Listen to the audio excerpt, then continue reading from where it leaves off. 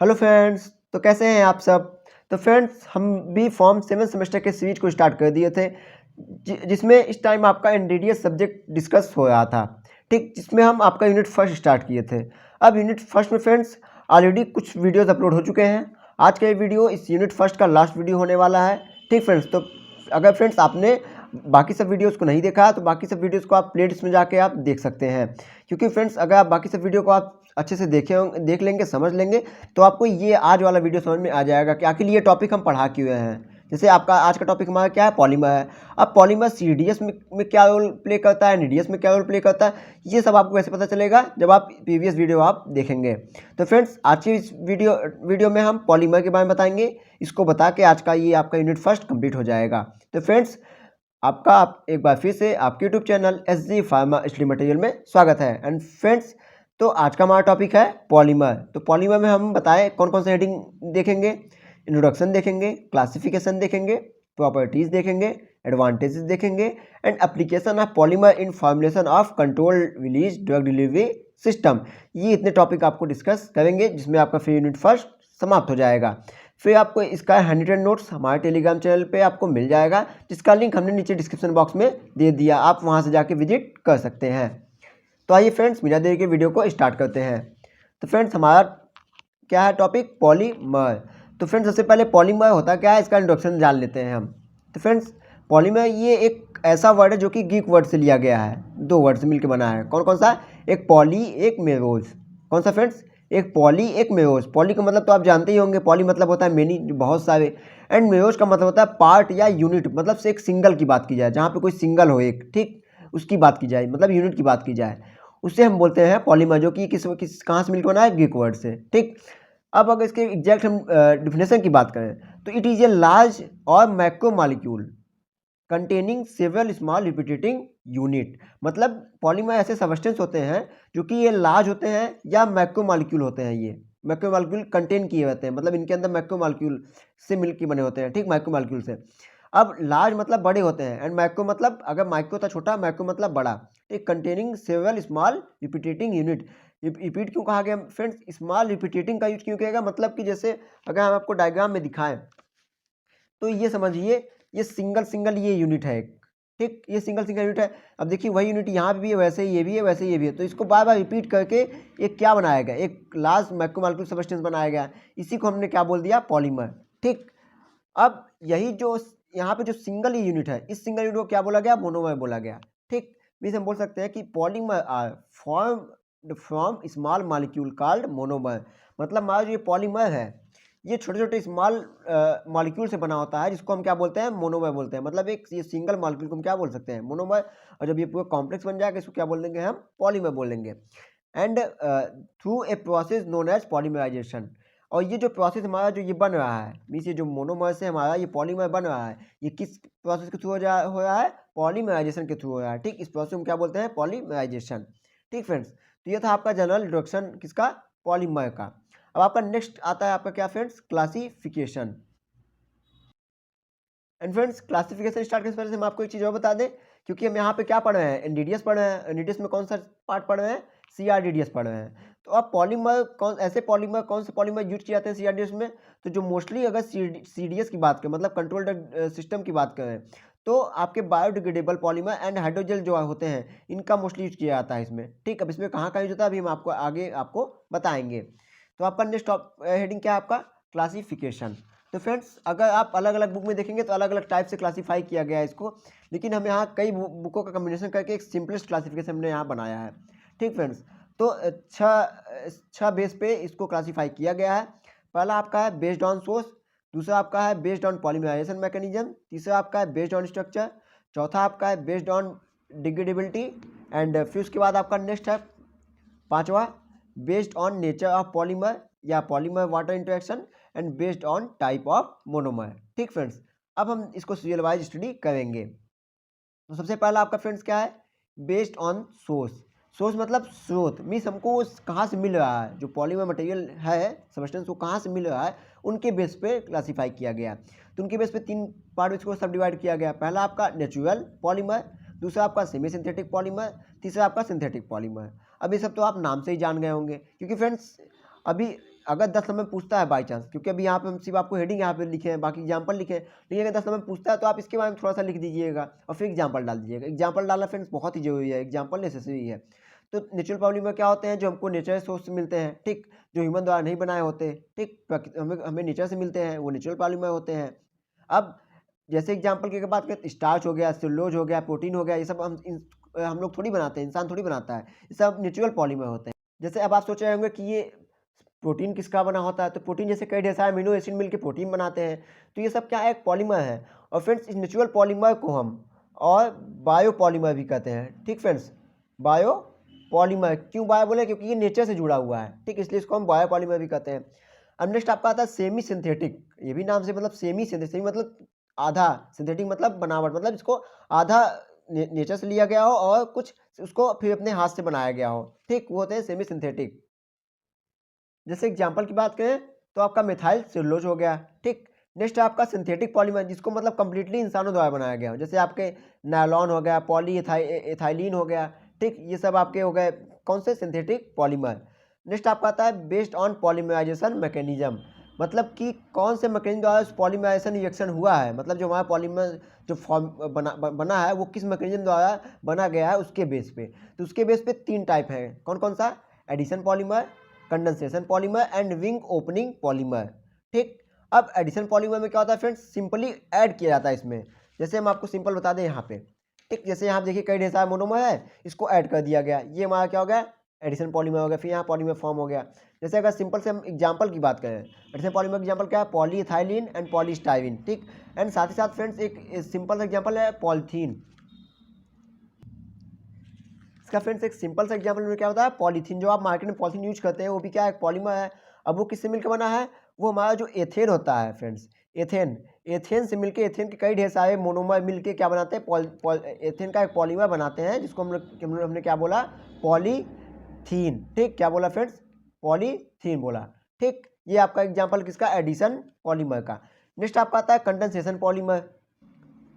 अब friends condensation में क्या होता है कि मीन्स मान लीजिए कई ढेर सारे मोनोमर आपस में मिलके पॉलीमराइजेशन रिएक्शन करके पॉलीमर बनाए, ठीक, लेकिन फ्रेंड्स इसमें एक साइड प्रोडक्ट भी निकलता है साथ में, जैसे आपका वाटर हो गया, ठीक, आपका वाटर हो गया साइड प्रोडक्ट, साथ ही साथ आपका अमोनिया हो गया, ठीक। ये सब जो साइड प्रोडक्ट निकलते हैं पॉलीमर के साथ बनने के साथ साथ साइड प्रोडक्ट, जब ये वाटर या अमोनिया निकलते हैं तो उस रिएक्शन को हम क्या बोलते हैं? पॉलीमर, कंडेंसेशन पॉलीमर, ठीक। जैसे अगर एग्जाम्पल की बात करें, आपका पॉलीएमाइड हो गया, पॉलीस्टीरीन हो गया, ठीक फ्रेंड्स।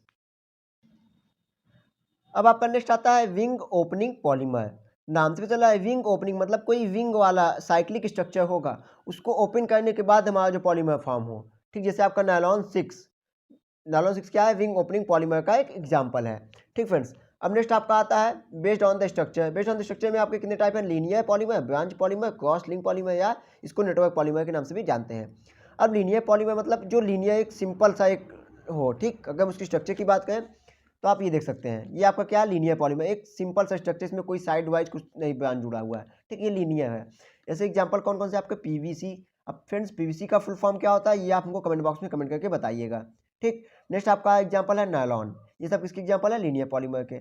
अब नेक्स्ट आपका है ब्रांच पॉलीमर। ब्रांच मतलब शाखा, जैसे पेड़ में क्या ब्रांच निकले होते हैं साइड साइड से, ऐसे पॉलीमर। जैसे अगर इसके स्ट्रक्चर की बात करें तो ये आपका क्या है? Branch polymer. इसमें देखिए यहाँ पर सिंपल लीनियर था, अब इसमें क्या क्या साइड साइड छोटे छोटे ब्रांच निकल गए हैं, ठीक, इसलिए इसको क्या बोल दिया गया? ब्रांच पॉलीमर बोल दिया गया। एग्जाम्पल आपका क्या? ग्लाइकोजन हो गया, पॉलीप्रोपाइलिन हो गया, ठीक। नेक्स्ट आपका है क्रॉस लिंक्ड पॉलीमर या नेटवर्क। अब जहाँ पे नेटवर्क आ जाए, इसका मतलब नेटवर्क मतलब क्या होता है? एकदम आपस में इधर पूरा गुच्छा टाइप बन जाते हैं, ठीक, एक दूसरे से जुड़े हुए होते हैं। जैसे इसमें देखिए क्या एक दूसरे से कोई जुड़ा था? नहीं जुड़ा था, लेकिन ये आपका क्रॉस लिंक वाला, इसमें क्या है? एक दूसरे से पूरा जुड़े हुए हैं, नेटवर्क बना लिए हैं, ठीक, इसको क्या बोलते हैं? क्रॉस लिंक या नेटवर्क पॉलीमर। अब इनके एग्जांपल की बात करें, जैसे आपका बैकेलाइट हो गया, फॉर्मल्डिहाइड हो गया, फॉर्मल्डिहाइड रेजिन्स हो गए, ठीक, ये सब एग्जांपल किसके हैं? क्रॉस लिंक या नेटवर्क पॉलीमर के, ठीक। अब आपका नेक्स्ट आपका आता है बेस्ड ऑन डिग्रेडेबिलिटी। डिग्रेडेबिलिटी मतलब होता है फ्रेंड्स वो डिग्रेडेट हो रहा है कि नहीं हो रहा है, ठीक। मीन्स अगर इसमें इसको दो दो सब डिवाइड किया गया, इसको दो क्लास में, कौन कौन सा? एक नॉन बायोडिग्रेडेबल, एक बायोडिग्रेडेबल। नॉन बायोडिग्रेडेबल मतलब जो ना अगर बायोलॉजिकल सब्सटेंस के साथ अगर जुड़ जाए तो डिग्रेडेड ना हो, ठीक। जैसे एग्जांपल आपका पीवीसी, पॉलीविनाइल क्लोराइड, ठीक। मोस्टली फ्रेंड्स ये आप देखेंगे जो पाइप वगैरह बनते हैं, प्लास्टिक के पाइप वगैरह जो आप पानी के लिए यूज करते हैं, वो इसी पीवीसी के बने होते हैं, ठीक। क्या वो पाइप सड़ेंगे जल्दी? नहीं सड़ेंगे। अभी आप जमीन पे गाड़ दीजिए, क्या जल्दी सड़ेंगे? नहीं सड़ेंगे। तो वो जल्दी क्या, बहुत उनको वो साल लग जाएंगे सड़ते, ठीक। तो वो नॉन बायोडिग्रेडेबल होते हैं। पीवीसी हो गया आपका, इथाइलिन सेलुलोज हो गया, ठीक, इथाइल सेलुलोज हो गया। अब बायोडिग्रेडेबल में जैसे आपका पॉलीलैक्टिक एसिड, जिसको शॉर्ट फॉर्म में पीएलए बोलते हैं। नेक्स्ट आपका पॉलीग्लाइकोलिक एसिड, जिसको शॉर्ट फॉर्म में पीजीए बोलते हैं, ठीक। ये आपका था किसके बेस्ड ऑन द डिग्रेडेबिलिटी के बेस पे। अब नेक्स्ट आपका आता है, अब पांचवा अगर हम बात करें आपका fifth, based on the nature of polymer या पॉलीमर वाटर इंटरेक्शन। मतलब कि नेचर ऑफ पॉलीमर, पॉलीमर का नेचर कैसा है, उसकी प्रकृति कैसी है, वो क्या कैसा है वो, ठीक। या इनडायरेक्टली बोल सकते हैं वाटर इंटरेक्शन, मतलब वाटर के बीच उनका क्या इंटरेक्शन है उस पॉलीमर का। इसके बेस पे इसको 3 फॉर्म में क्लासीफाई किया गया। पहला हाइड्रोफोबिक, दूसरा हाइड्रोफिलिक एंड तीसरा हाइड्रोजेल। अब फ्रेंड्स आप इन सब टर्म से पहले से ही वाकिफ होंगे, नहीं वाकिफ फिर भी बता दें। हाइड्रोफोबिक मतलब, हाइड्रो मतलब वाटर, फोबिक मतलब डरना या कह सकते हैं, ठीक। मतलब जो वाटर लविंग ना हो, ठीक। कैसे, जैसे आपके इथाइल सेलुलोज हो गया। अब हाइड्रोफिलिक मतलब वाटर लविंग, मतलब जो जैसे आपका हाइड्रोक्सी पॉलीमेथाइल सेलुलोज हो गया। या हम इनडायरेक्टली कह सकते हैं कि हाइड्रोफोबिक मतलब जो वाटर इनसोल्यूबल हो, एंड हाइड्रोफिलिक मतलब वाटर सोल्यूबल हो। हमने बताया ना वाटर लविंग मतलब जिसमें वाटर में सोल्यूबल हो जाए, उसको क्या बोलते हैं, हाइड्रोफिलिक बोलते हैं। जैसे आपका HPMC मतलब हाइड्रोक्सी पॉलीमेथाइल सेलुलोज, ये कभी कभी पूछ भी लेता है दो नंबर में, ठीक फ्रेंड्स। नेक्स्ट आपका हाइड्रोजेल। अब फ्रेंड्स हाइड्रोजन में क्या होता है कि ये ऐसे पॉलीमर होते हैं जिनको अगर आप वाटर में वाटर है उसमें अगर आप डाल दीजिए तो वे स्विल हो जाएंगे लेकिन डिजॉल्व नहीं होंगे पानी में। वे फूल जाएंगे लेकिन डिजॉल्व नहीं होंगे। जैसे आपका PVA, पॉलीविनाइल अल्कोहल या डेक्स्ट्रॉन, ठीक फ्रेंड्स। ये आपका क्या है, हाइड्रोजेल का एग्जाम्पल है। अब नेक्स्ट आपका आता है based on the type of monomer. अब based on the type of monomer में आपका 2 है, मीन्स किस टाइप का मोनोमर है, ठीक, उनके बेस पे आपका एक होमोपॉलीमर है, एक आपका हेटेरोपॉलीमर है। अब होमोपॉलीमर की बात करें, जैसे आपका पॉलीथीन। अब होमोपॉलीमर मतलब, होमो मतलब समान, पॉलीमर मतलब जो समान टाइप के उसमें पॉली यूज किए गए हों, ठीक। जैसे अगर हम बात करें पॉलीथीन, कभी हमने बताया ना कि पॉलीथीन कैसे बना। इसमें कई ढेर सारे एथेन के मॉलिक्यूल हैं। अब कई ढेर सारे एथेन के ही हैं और कोई बीच में कोई अलग टाइप का मॉलिक्यूल नहीं है, तो ये एक ही टाइप के मॉलिक्यूल से बना है पॉलीथीन, ठीक। ऐसे आपका है ब्यूटाडाइन एंड स्टाइविन रबर, ठीक। ये आपका हेटेरोपॉलीमर का एग्जाम्पल है, ठीक फ्रेंड्स। तो ये हो गया आपका सिंपल सा क्या, क्लासिफिकेशन। तो आपका क्लासिफिकेशन वाला टॉपिक खत्म। अब आपका आता है प्रॉपर्टीज, या कभी कभी एग्जाम में आइडियल प्रॉपर्टीज के नाम से भी पूछ सकता है ये कि आइडियल प्रॉपर्टीज क्या है, प्रॉपर्टीज क्या है, दोनों एक ही बात है, ठीक। मतलब कोई पॉलीमर है तो उसकी क्या क्या प्रॉपर्टीज होनी चाहिए। तो अगर हम प्रॉपर्टीज की बात करें फ्रेंड, तो इसका जो प्रॉपर्टीज क्या क्या प्रॉपर्टीज होनी चाहिए पॉलीमर की, सबसे पहले it should it should B non toxic, या नॉन टॉक्सिक ना हो। अब भाई अगर हम यहाँ पे किसके बारे में पढ़े हैं, CRDDS के बारे में पढ़े हैं। अब मान लीजिए CRDDS में कोई टैबलेट है, ठीक। अब टैबलेट में ऊपर से पॉलीमर की कोटिंग की गई है, ठीक। या कोई फार्मुलेशन, डोजेज फार्मुलेशन है उसमें पॉलीमर कोटिंग की गई है। अब पता लगा हम उस दवा को ले लें और हमारे लिए टॉक्सिक हो जाए, तो फ़ायदा क्या हमको दवा खाने से, कोई फ़ायदा है नहीं, फ़ायदा, ठीक। तो क्या हो, it should B non toxic होना चाहिए, जहरीला नहीं हो, ठीक, नुकसानदायक ना हो। And it should B inert, inert मतलब वो एक्टिव ही हो, ऐसा ना हो कि हमारे बॉडी में जाने के बाद वो मान लीजिए स्टोमक में गया, अब जो स्टोमक में HCl है उससे क्या क्या किया, कोई रिएक्शन करके कोई साइड इफेक्ट दे दिया, ठीक। ऐसा भी ना हो, तो वो इनर्ट होना चाहिए, ठीक, किसी के साथ रिएक्शन ना करे। नेक्स्ट है आपका it should B compatible with environment. मतलब कंपेटिबल मतलब वो इन्वायरमेंट के साथ कंपेटिबल हो, ऐसा ना हो कि हम कोई टैबलेट मान लीजिए थोड़ी देर के लिए उसको बाहर निकाल के रख दिए, अब थोड़ा सा गर्मी है और वो थोड़ा सा पिघल गया, ठीक, ऐसा भी ना हो, ठीक, मेल्ट हो जाए। तो वो कंपेटिबल हो मतलब स्टेबल हो इन्वायरमेंट में। नेक्स्ट है आपका it should have a good mechanical strength. मतलब कोई पॉलीमर हो उसका अच्छा मैकेनिकल स्ट्रेंथ हो, ठीक, मतलब उसकी मजबूती क्या अच्छी हो, ठीक। नेक्स्ट है आपका it should be easy to administered. मतलब कि जो इजली से एडमिनिस्टर हो जाए, ठीक, ऐसा ना हो कि उसको लेने में कोई दिक्कत हो। अगर क्योंकि मैं डोजेज फार्मुलेशन की बात कर रहे हैं, NDDS की बात कर रहे हैं, CRDDS की बात कर रहे हैं, तो उसमें हम जो पॉलीमर यूज कर रहे हैं, क्योंकि भाई पॉलीमर बहुत जगह यूज होते हैं, जरूरी नहीं है सिर्फ यहाँ दवा बनाने में यूज होते हैं। हमने बताया ना, जैसे आप पाइप पीवीसी का यूज, जैसे जो पाइप बनता है पानी वाला उसमें भी यूज करते हैं। तो जरूरी नहीं है सिर्फ एक ही जगह पे पॉलीमर यूज होता है। तो अगर हम दवा बनाने में यूज कर रहे हैं उसमें वो इजली से एडमिनिस्टर हो जाए, ठीक। ऐसा ना हो कि अगर हम मुंह में उस दवा को रखें और उसके अंदर जो एपीआई है, उस पॉलीमर के अंदर, वो रिलीज ही ना हो, ठीक। तो नेक्स्ट आपका है, it's fabrication should be easy and expensive. Means इसका जो फैब्रिकेशन है वो बहुत ही इजी हो और ज़्यादा महंगा ना हो, ठीक। तो ये इतनी आइडियल प्रॉपर्टी होनी चाहिए किसके, पॉलीमर के। ये हो गया आपका क्या फ्रेंड्स, प्रॉपर्टी। अब नेक्स्ट आपका आता है एडवांटेज, कि क्या क्या एडवांटेज होते हैं पॉलीमर यूज करने के, ठीक। तो फ्रेंड्स अगर एडवांटेज की बात करें तो इम्प्रूव्ड, क्योंकि फ्रेंड्स यहाँ पे हमने फिर बताया कि हम यहाँ पे रेडियस पढ़ रहे हैं, सीआर रेडियस पढ़ रहे हैं, तो हमको उससे उससे कोरिलेट करके हमको यहाँ एडवांटेज लिखना है, ठीक। ऐसा नहीं है कि हम लिख दिए कि हम पाइप को पानी वाली पाइप यूज कर रहे हैं, जल्दी ख़राब नहीं होती, ऐसा कुछ हम वहाँ पर नहीं, हम यहाँ पे CRDDS के रिलेटेड यहाँ पे एडवांटेज लिखेंगे। तो क्या friends, improved therapeutic activity with alter drug release. Means ये क्या करता है कि मान लीजिए कोई टैबलेट है, उसको पॉलीमर हमने कोटिंग कर दिया, ठीक। अब पॉलीमर कोटिंग कर देंगे तो वो स्टमक में जाएगी। अब अगर हम पॉलीमर कोटिंग नहीं की होते तो फ्रेंड्स क्या होता, वो स्टमक में जाने के बाद यहाँ पे वो जल्दी डिजॉल्व हो जाता, ठीक। और उसका जो रिलीजिंग रेट है वो भी अल्टर मतलब गड़बड़ हो जाता। तो अब पॉलीमर जब कोटिंग कर देते हैं तो वो जिस हिसाब से हम उसको रिलीजिंग वाला सेटिंग किए होते हैं उसी हिसाब से वो धीरे धीरे क्या होता रहेगा, रिलीज होता रहेगा, और उसकी जो थ्योरेटिक एक्टिविटी है वो बढ़िया बनी रहेगी, ठीक। तो ये क्या करता है, improve therapeutic activity with alter the drug release. Next आपका improve patient compliance. Patient compliance को क्या करता है, ये इम्प्रूव करता है। जैसे अगर हम पहले बताए थे पहली वीडियो में कि अगर कोई टैबलेट है, अब जानते हैं कि मैक्सिमम जो एपीआई होते हैं कुछ के बहुत अलग अलग कलर के होते हैं, तो उसको सजाने के लिए क्या किया जाता है, कुछ कलर वाले पॉलीमर यूज किया जाता है, कुछ कलरिंग एजेंट यूज किया जाते हैं, पॉलीमर कोटिंग कर दी जाती है, जिससे क्या वो थोड़ा सा अट्रैक्टिव बने। अब जब अट्रैक्टिव बनेगा तो पेशेंट क्या होगा, उसके साथ कंप्लेंस बताएगा, मतलब सामंजस्य करेगा, और उसको खाने में भी, वो इंटेक करने में भी अच्छा होगा, मतलब दवाई जब एडमिनिस्टर करेगा तो उसके लिए आसानी होगी। नेक्स्ट आपका है ड्रग टारगेटिंग। मीन्स ड्रग को टारगेट तक पहुंचने के लिए भी पॉलीमर का यूज किया जाता है। नेक्स्ट आपका used as a carrier molecule.